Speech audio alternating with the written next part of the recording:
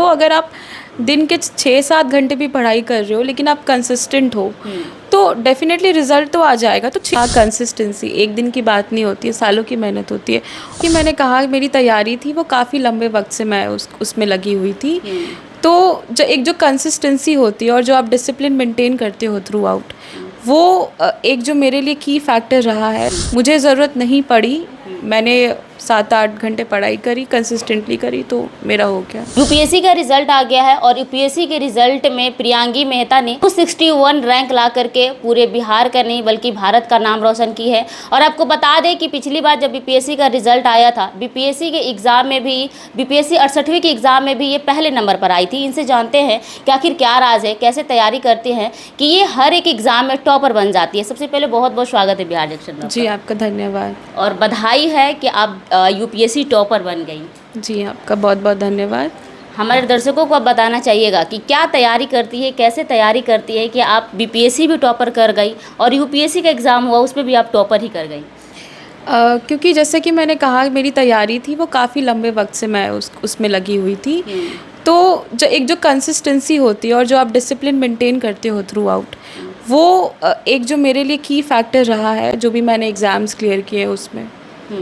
अच्छा, कैसे तैयारी करती थी? आपने बीपीएससी का तैयारी किया, उसमें बताइए कि आप घर पे खाना भी बनाया करती थी, जैसे रेगुलर रूटीन होता है आम लोगों का, वैसे आपका भी था।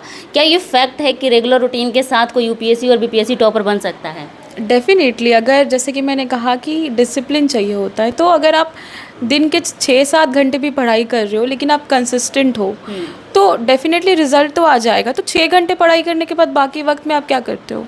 उस वक्त में अगर आप एक नॉर्मल रूटीन भी फॉलो कर रहे हो, क्योंकि नॉर्मल रूटीन क्या होता है, कहते हैं कि रूटीन रूट्स अस, मतलब कि आपको जो रूटीन है वो ग्राउंडेड रखता है। एक जो आपका फिजिकल फिटनेस है प्लस जो मेंटल स्टेबिलिटी है उसको मेंटेन रखता है। तो उसके साथ अगर आप कर रहे हो तो आपको स्ट्रेस नहीं होगा, आप बर्नआउट फील नहीं करोगे लॉन्ग टर्म में। जैसे कि एक मिथ है, कहा जाता है कि जो यूपीएससी का तैयारी करते हैं वो पूरा दिन पढ़ते हैं, और क्या ये मिथ कहीं ना कहीं गलत आप साबित कर रही हैं? जैसे कि मैंने आपको बोला कि अगर आप पूरे दिन पढ़ाई करते हो वो आपका बर्नआउट हो जाएगा। मैक्सिमम आप 2-3 महीने तक पढ़ लोगे, 6 महीने तक पढ़ लोगे। यूपीएससी साल भर की परीक्षा होती है, एग्ज़ाम 1 साल तक चलता है। तो लंबी रेस के घोड़े बनो, क्योंकि बहुत लंबी दौड़ है। तो मुझे लगता है कि ये पूरे दिन पढ़ना, में भी कुछ लोगों को ज़रूरत पड़ती है, मुझे ज़रूरत नहीं पड़ी। मैंने 7-8 घंटे पढ़ाई करी, कंसिस्टेंटली करी, तो मेरा हो गया। क्या क्या पढ़ाई करती थी, कैसे कैसे आपका रूटीन था पढ़ने का, क्या क्या बुक्स आप पढ़ा करती थी? यूपीएससी के लिए तो स्टैंडर्ड बुक्स होती हैं, गूगल पे नॉर्मली अवेलेबल है, सबको पता होता है। लक्ष्मीकांत होती है, एनसीईआरटीज़ होती है, मैगज़ीन होती है, कोई भी मंथली मैगज़ीन होती है, उसको आप उठा सकते हो। तो बस वही स्टैंडर्ड जो बुक्स थी मैंने उसी को रेफ़र किया। यूपीएससी का तैयारी आप कब से कर रही थी? जैसे यूपीएससी और बीपीएससी जो भी सिविल सर्विसेज होते हैं उसका एक फाउंडेशन होता है, चाहे वो राइटिंग हो, रीडिंग एबिलिटीज़ हो, कॉम्प्रीहेंशन हो, तो ये सब फाउंडेशनल जो चीज़ें होती हैं उसके लिए तो मैंने ऑब्वियसली 11-12 कॉलेज के टाइम काफ़ी काम किया था उस पर। लेकिन एक जो डेडिकेटेड एग्ज़ाम ओरिएंटेड प्रिपरेशन होता है वो मेरा जब मैं ग्रेजुएट हुई 2022 पे, उसके बाद मैंने 1 साल उसको दिया था। आप यूपीएससी टॉपर है, बीपीएससी टॉपर है, जब आप तैयारी कर रही थी तो क्या ये सेल्फ स्टडी था या फिर कोचिंग क्लासेस ज्वाइन की थी आप? नहीं, मैंने कोई कोचिंग क्लासेस की हेल्प नहीं ली, सेल्फ स्टडी था। और जैसे मेरे कॉलेज में जो प्रोफेसर्स थे, अगर मुझे कोई प्रॉब्लम होती थी मैं उनसे मदद लिया करती थी। बाकी दोस्त होते हैं, सीनियर्स होते हैं, उनसे भी मैं मदद ले लिया करती थी।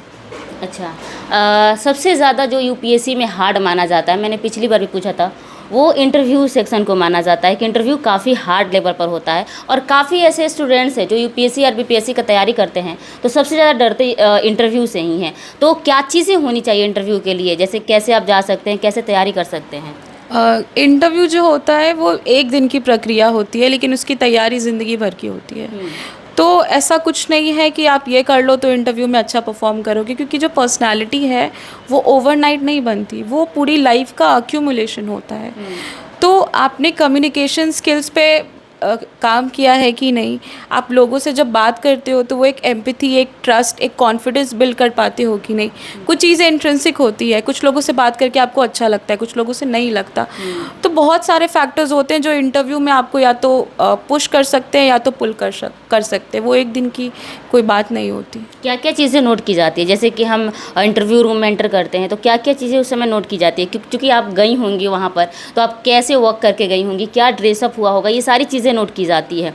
तो आपके लिए क्या क्या हार्ड रहा है, कैसे गई थी आप? जैसे कि वो क्या नोटिस करते हैं या किस बेसिस पे इवैल्यूएट करते हैं तो उनको पता होगा बेहतर, लेकिन जहाँ तक मुझे समझ में आता है, एक जो वेल ग्रूम्ड होना, खुद को आप कैसे कैरी करते हो, वेल ड्रेस्ड होना उस दिन, नीट क्लीन, और जो आपका ड्रेसअप है ऑब्वियसली सब फॉर्मल अटायर में होते हैं, साड़ी सलवार सूट जो भी।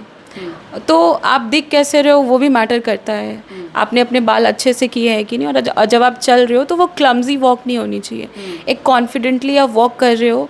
और वो आपकी जो बॉडी लैंग्वेज है वो नर्वसनेस उसमें रिफ्लेक्ट कर जाती है, सबकी कर जाती है, सारे एस्पिरेंट नर्वस होते हैं, लेकिन कोशिश करनी चाहिए कि वो नर्वसनेस आपकी बॉडी लैंग्वेज में रिफ्लेक्ट ना करे। और जब आप उनसे बात करो वो एक नॉर्मल कॉन्वर्सेशन की तरह होता है, वो आपको ग्रिल नहीं कर रहे होते।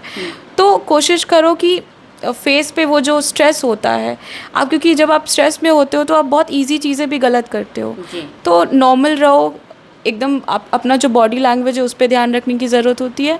अगर कोई सवाल नहीं आ रहा है तो पोलाइटली उनको बोल दो कि नहीं मुझे पता, क्योंकि सारे सवाल के जवाब किसी को नहीं आ सकते, और जिसका जवाब आपको आता है उसका कॉन्फिडेंटली जवाब दो, इतना बहुत होता है इंटरव्यू के लिए। ये तो रही पीटी की बात है, बाकी आते हैं सवाल पर। जो क्वेश्चंस किए जाते हैं, कितने क्वेश्चंस इंटरव्यू के दौरान किए जाते हैं?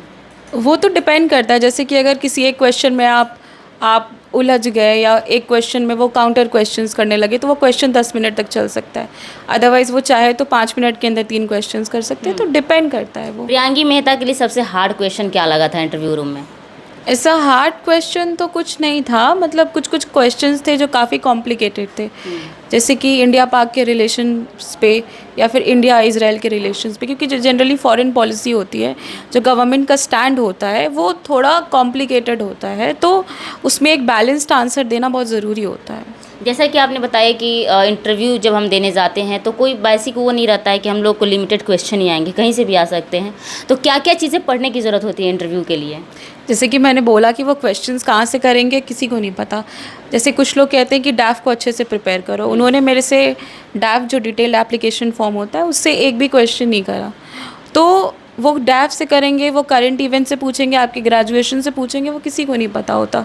तो जब आप जा रहे हो तो ये मत सोचो क्या पूछेंगे, वो स्ट्रेस क्रिएट कर देगा। ये सोचो कि वो आपको देखना चाहते हैं कि आप एज अ पर्सन क्या हो, वो कॉन्फिडेंटली जाओ।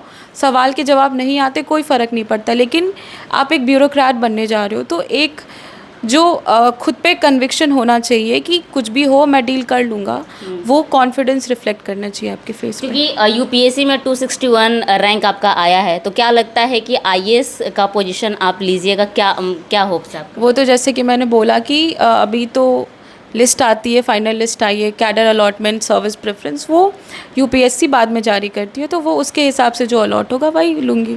आप क्या एक्सपेक्ट करती हैं? मैं सब चलेगा, इंडियन एडमिनिस्ट्रेटिव सर्विस पे चलेगा, रेवेन्यू सर्विस पे चलेगा, सब जो भी पोस्ट मुझे मिलेगी मैं कोशिश करूँगी कि मैं अच्छे से अपना दायित्व निभाऊँ। अच्छा, कैसे लोगों का सेवा करिएगा? क्योंकि आप सर्विसेज में जा रही है, अगर ऑफिसर बन जाती हैं तो किस तरीके से लोगों के लिए आप खड़े होइएगा?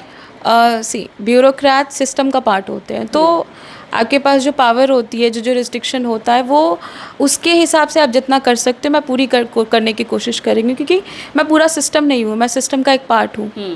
तो अगर मैं अपना काम अच्छे से करती हूँ, सब लोग अच्छे से करते हैं, तो कहीं ना कहीं लोगों की लाइफ डेफिनेटली इम्प्रूव करेगी। जी बिल्कुल। जो यूपीएससी या बीपीएससी का तैयारी कर रहे हैं उनके लिए आप क्या मैसेज देना चाहेंगे? मैं यही कहूँगी कि अपनी जो स्ट्रैटेजी होती है, सेल्फ अवेयर रहो, बहुत ज़रूरी है, क्योंकि इतने सारे ओपिनियंस है मार्केट में, ये पढ़ लो वो कर लो, देखो आपके लिए क्या काम करता है। क्योंकि मेरे लिए तो यही था कि मेरे लिए जो स्ट्रैटेजी काम करती थी मैं लोगों की नहीं सुनती थी, मैंने खुद का सुना, और शायद इसीलिए मैं ज़्यादा बिना एक्सटर्नल हेल्प के यूपीएससी क्लियर कर पाई। जी बिल्कुल। अभी हमारे जितने भी सब्सक्राइबर है या व्यूअर है जो वीडियो देख रहे होंगे, उनके मन में एक सवाल ज़रूर आ रहा होगा कि ये कैसे पॉसिबल है किसी के लिए भी बीपीएससी भी क्लियर कर लेना, यूपीएससी भी क्लियर कर लेना, क्या कोई स्पेसिफिक कोई टॉनिक है इसके लिए क्या? नहीं, जैसा कि मैंने कहा कंसिस्टेंसी एक दिन की बात नहीं होती है, सालों की मेहनत होती है। और कहीं न कहीं एक जो गॉड ग्रेस होता है, उसको भी आप इग्नोर नहीं कर सकते। मे बी गॉड ग्रेस होता है, मेहनत बहुत लोग करते हैं, लेकिन मैं यहाँ तक आ पाई, लोगों का आशीर्वाद, मेरे फैमिली, मेरे पेरेंट्स का आशीर्वाद और भगवान का ग्रेस तो ऑब्वियसली हमेशा से रहा होगा।